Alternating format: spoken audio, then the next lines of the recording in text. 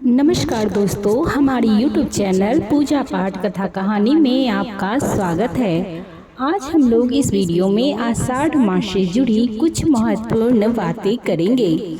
आषाढ़ माह क्यों महत्वपूर्ण है यह भी हम इस वीडियो में जानेंगे और हमें आषाढ़ माह में किन किन बातों का विशेष ध्यान रखना चाहिए और क्या नहीं करना चाहिए और क्या करना चाहिए, इन सभी विषयों पे हम इस वीडियो में बात करेंगे। तो आप हमारे वीडियो को पूरा जरूर देखें और अगर हमारे चैनल पर नए हैं तो हमारे चैनल को सब्सक्राइब कर लीजिए, बेल नोटिफिकेशन को ऑन कर दीजिए ताकि मैं जो भी वीडियो डालूं वह आप तक पहुंच सके।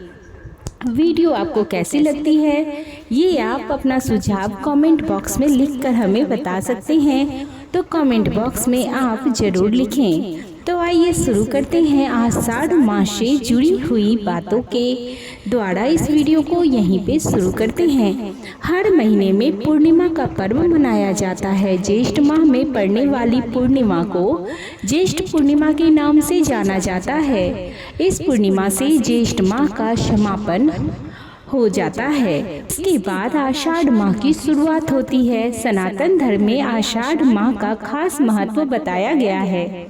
धार्मिक शास्त्रों के अनुसार प्रत्येक माह का विशेष महत्व है और हर महीने किसी न किसी देवी देवता को समर्पित होता है। इस दौरान भगवान विष्णु की विशेष पूजा अर्चना की जाती है।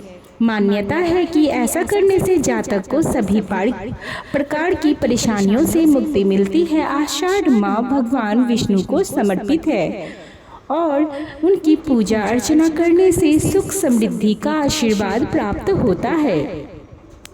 23 जून से आषाढ़ माह आरंभ होने जा रहा है और इसका समापन 21 जुलाई को होगा। धार्मिक मान्यता के आधार पर आषाढ़ का महीना भगवान विष्णु को समर्पित है। आषाढ़ के महीने से भगवान विष्णु 4 महीने के लिए योग निद्रा में लीन हो जाते हैं।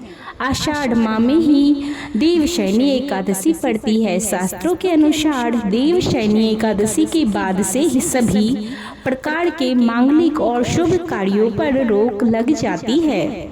इस माह में श्री हरि का पूजन करना विशेष फलदायी माना गया है। आइए जानते हैं इस माह में कौन से कार्य करने चाहिए और कौन से नहीं।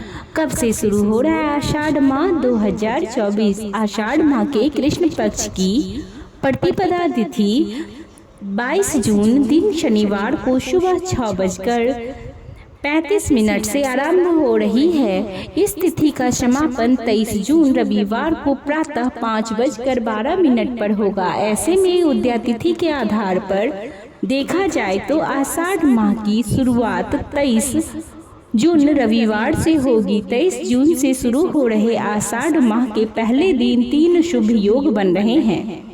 उस दिन ब्रह्म योग सुबह से लेकर दोपहर 2:27 तक है। ब्रह्म योग में आषाढ़ माह की शुरुआत होगी। वहीं शाम के समय में 2 शुभ योग त्रिपुष्कर और सर्व सिद्धि योग बनेंगे। आषाढ़ माह में क्या करने चाहिए और क्या नहीं करने चाहिए यह हम जान लेते हैं। आषाढ़ माह में हर रोज ब्रह्म मुहूर्त में उठकर तुलसी पूजा करें और मंत्र और जप का ध्यान करें। ओम नमो भगवते वासुदेवाय, ओम नमः शिवाय, ओम रामदूताय नमः, ओम ऋषिकेशाय नमः, ओम नारायण नमः मंत्रों का जप करें। हर रोज सूर्य देव को अर्घ दें और आदित्य हृदय स्तोत्र का पाठ करें। आषाढ़ माह में भगवान विष्णु, माता लक्ष्मी, भगवान शिव, माता पार्वती, सूर्य देव की पूजा करने का विधान है। आषाढ़ माह में दान, यज्ञ, व्रत, देव पूजा, पितृ पूजा करने से भाग्य का उदय होता है और सभी सुखों की प्राप्ति होती है। गरीब और जरूरतमंद लोगों की मदद करें। धन, कपड़ा, छाता, जल, अनाज आदि का दान करना चाहिए। आषाढ़ मास में तीर्थ यात्रा करने का विशेष महत्व है। ऐसा करने से शारीरिक और आध्यात्मिक लाभ मिलता है। आषाढ़ मास में दान, यज्ञ, व्रत, देव पूजा, पितृ पूजा करने से भाग्य का साथ मिलता है और सभी सुखों की प्राप्ति होती है। गरीब और जरूरतमंद लोगों को मदद करें और धन, कपड़ा, छाता, जल, अनाज आदि का दान करना चाहिए। आषाढ़ मास में तीर्थ यात्रा करने का विशेष महत्व है। ऐसा करने से शारीरिक और आध्यात्मिक लाभ मिलता है। धर्म ग्रंथों के अनुसार आषाढ़ मास के स्वामी भगवान विष्णु हैं। इस महीने में इनकी पूजा विशेष रूप से की जाती है।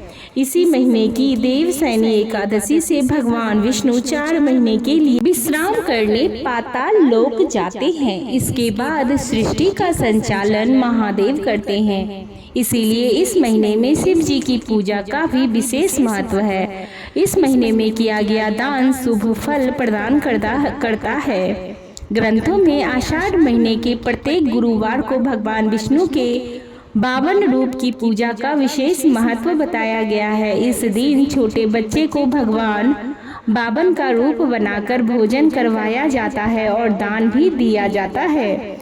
साथ ही इस महीने में दोनों एकादशी तिथियों पर भगवान वामन की पूजा की जाती है और अन्न और जल का दान करने का भी महत्व है। धर्म ग्रंथों के अनुसार आषाढ़ मास में सूर्य पूजा का भी महत्व है। इस महीने में सूर्योदय से पहले नहाकर उगते हुए सूरज को जल चढ़ाने से बीमारियां दूर होती है। भविष्य पुराण में श्री कृष्ण ने अपने पुत्र को आषाढ़ मास में सूर्य पूजा का महत्व बताया है। श्री कृष्ण ने कहा कि सूर्य की एक प्रत्यक्ष देवता हैं जिनकी पूजा से हर मनोकामना पूरी हो सकती है। आषाढ़ मास में ब्रह्मचर्य के नियमों का पालन करना चाहिए। इस महीने में जरूरतमंदों को दान करने का विशेष महत्व है। स्कंद पुराण के अनुसार आषाढ़ मास में एक ही समय भोजन करना चाहिए। आषाढ़ मास में मिसालेदार भोजन से बचना चाहिए और तामसिक चीजों का त्याग करना चाहिए। ज्योतिष शास्त्र के अनुसार आषाढ़ माह में शादी विवाह जैसे मांगलिक कार्य नहीं किए जाते। इतना ही नहीं, इस महीने में बासी खाना खाने की भी मनाही होती है। ज्योतिष शास्त्र में आषाढ़ माह में जल का अपमान करना भी अशुभ बताया गया है। ऐसे में पानी को बर्बाद न करें। शास्त्रों के अनुसार इस माह में तामसिक भोजन जैसे शराब, मांस और मदिरा आदि का सेवन भी नहीं करना चाहिए। आषाढ़ माह में देवशयनी एकादशी पड़ती है। इस एकादशी में चतुर्मास की शुरुआत होती है। इस अवधि के दौरान मांगलिक कार्य जैसे जनेऊ, संस्कार, मुंडन, शादी आदि कार्य नहीं किए जाते। माना जाता है कि इन कार्यों का शुभ फल प्राप्त नहीं होता है। इस माह में जल की बर्बादी नहीं करनी चाहिए। इससे पानी का अपमान माना जाता है। आषाढ़ माह में देर तक नहीं सोना चाहिए। इससे इंसान का शारीरिक निरोगी रहता है। इसके अलावा तामसिक चीजों जैसे शराब, मांस, मदिरा के सेवन से परहेज करना चाहिए। आषाढ़ माह में पिंडदान, तर्पण, स्नान और दान किया जाता है। मान्यता है कि इन कार्यों को करने से पूर्वजों का आशीर्वाद प्राप्त होता है और जीवन की परेशानियों से मुक्ति मिलती है। शास्त्रों के अनुसार इस माह में सूर्योदय से पहले उठकर स्नान करना चाहिए और सूर्य देव को जल अर्पित करना, पूजा पाठ करना चाहिए। आषाढ़ माह में अधिक गर्मी पड़ती है, तो ऐसे में श्रद्धा अनुसार लोगों में जल और शत्तु समेत आदि चीजों का दान करें। इससे सुख समृद्धि में वृद्धि होती है।